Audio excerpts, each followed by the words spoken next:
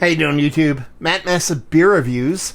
Back with a little bit of Lawsons, a little bit of fresh Lawsons up in his piece in the form of their Sugarhouse IPA.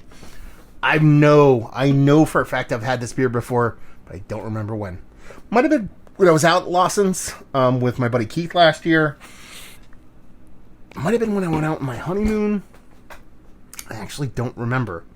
But they just started distributing this. Actually, I think this used to come in 12-ounce cans. And I think they just started distributing these kind of more widespread. And, I saw this at like a local bottle shop. We're in the middle of the COVID-19 kind of lockdown stuff. So basically leave the homestead once a week. I go to the grocery store. Don't even go in. Shop from home. Love that shit. I go to the local, whatever bottle shop it may be. Pick up my provisions for the week. And this be 2 weeks old. It is 6.2% India Pale Ale, and it is inspired by the first recipe crafted in 2008 at the home brewery and nano brewery in Warren, Vermont. Sugarhouse Brewery is now our Wizard's Workshop for experiments and taproom only specials.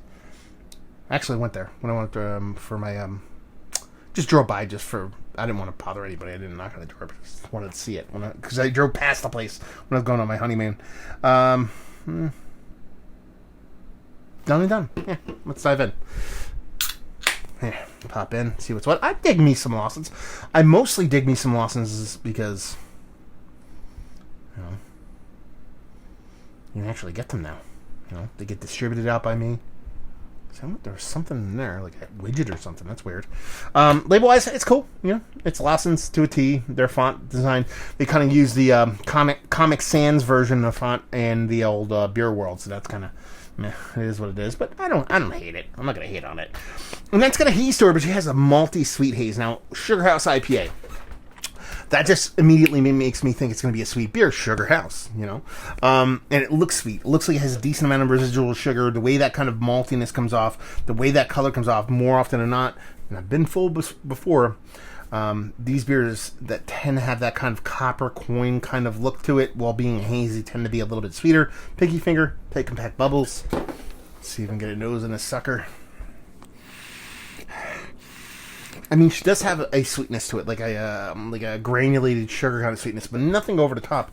It does have a nice, rich kind of resinous pininess to it, which is quite nice.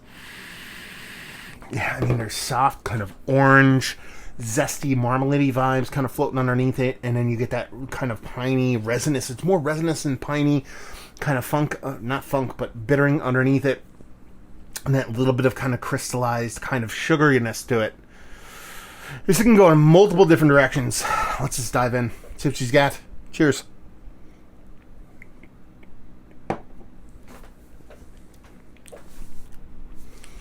Okay. Well, I told you it was going to be very sweet. And guess what? It's totally not sweet. It's dry. It's very dry. Like, almost to the point where I think they put, like honey in it. Like, this is the way honey comes off for me. Wow. That's dry and that's like flabby, like the way butter. I talk about rum. Rum comes off and that's when it doesn't taste like butter. A lot of times like a really like a Jamaican rum for me comes off kind of flabby and buttery to me. In its mouthfeel and how it feels, and that's the way this kind of comes off to me. This is weird. There's that bittering component. It's definitely resinous, but it's nothing over the top. But it's probably the biggest component of the beer. There's a sweetness underlying it, but it never gets over the top to the point where you think it's a sweet beer. It actually comes off way more bittering and, more importantly, more kind of like earthy and dry than anything else. Those hops, like I said, that was probably a better word to use. And resinous. It's a combination of resinous and herbal and earthy, almost like you're using like Fuggles or Kent Goldings or something like that in here, in combination with a little bit of New School hops. A lot of sea hops, I think, are floating around here. Now, they talked about this being kind of inspired by the first recipe craft in 2008. It would make sense then. You're talking about a lot of those Cascade, Centennial, Chinook, those kind of hops. I would assume that's what's kind of floating around in here. I don't believe they call out hops in their beers. Would help if you read the whole thing. I don't think they do. I'm not saying I hate this beer, but it comes off like a tannic tea-like kind of IPA. I have to be in a mood for this beer. I'm not going to poop on it. I'm not going to sit here and say I hate it. I'm not going to do it. But I'm going to say, I don't know. Maybe it's that kind of setting myself up for disaster, kind of placebo effect, kind of Sugarhouse thing, where I see Sugarhouse and I assume it's going to be sweet, and if it's not sweet now, so now I'm all kind of combobulated. Yeah, it's a weird beer, man. I shouldn't say weird. That's a negative connotation. Unique. Unique New York. Unique Vermont. Man. Bittering. Resinous. Like I said, that tannic tea-like kind of old school hoppiness. Grapefruit. Resinous leaning. That tea-like herbalness.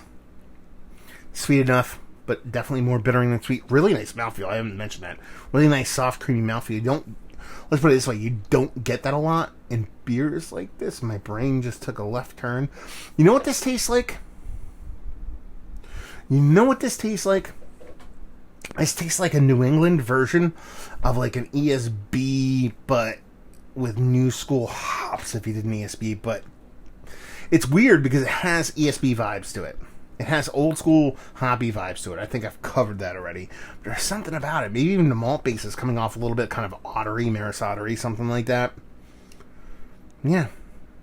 I'm not going to sit here and say I hate this beer. That's the one thing you won't get out of me. I'm just saying I have to be in a mood for this particular beer and know what I'm getting in for. Or getting into when I drink this beer. I don't think it's oxidized. See, a lot of people will be like, well, look at the color, look at what you're saying.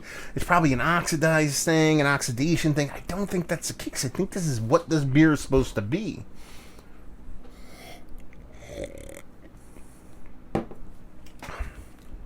Maybe a little bit of oxidation going on. Yeah, but it's, it's so new. I don't know. Weird beer. Let's put it that way. So, let's just cut to the chase because I could talk all night long. Is this one of the better IPAs I've had as of late? That's what they call it, an IPA. And I call it an IPA? No. It's one of the more thought-provoking IPAs. Yes, obviously. I'm sitting here trying to pick it apart, trying to figure out what's going on.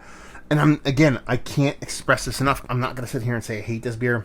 It's just something about it I just can't put my finger on. Maybe that's why I don't hate it, because I can't figure it out. I don't know. I have nothing for you. You learned nothing in this review. That's what you get here. Value and availability, I forget what I paid for it, but I picked it up off the shelf and leave you with, if you like, what will you like this beer? If you like ESBs, you like English bitters. If you like herbal beers, tannic beers, you like old school hops, all the C's, and then your Fuggles and Kent Goldings. And if you like a little bit of oxidation, your IPAs, but not necessarily in a bad way, you'll like this beer. Pick it up. If you like beer, and by that I don't mean if you like beer flavored beer or whatever. So if you like flavor, and you like the flavor of beer, and you like trying everything, because the more information you take in, the more information you can put out if you choose to put it out there.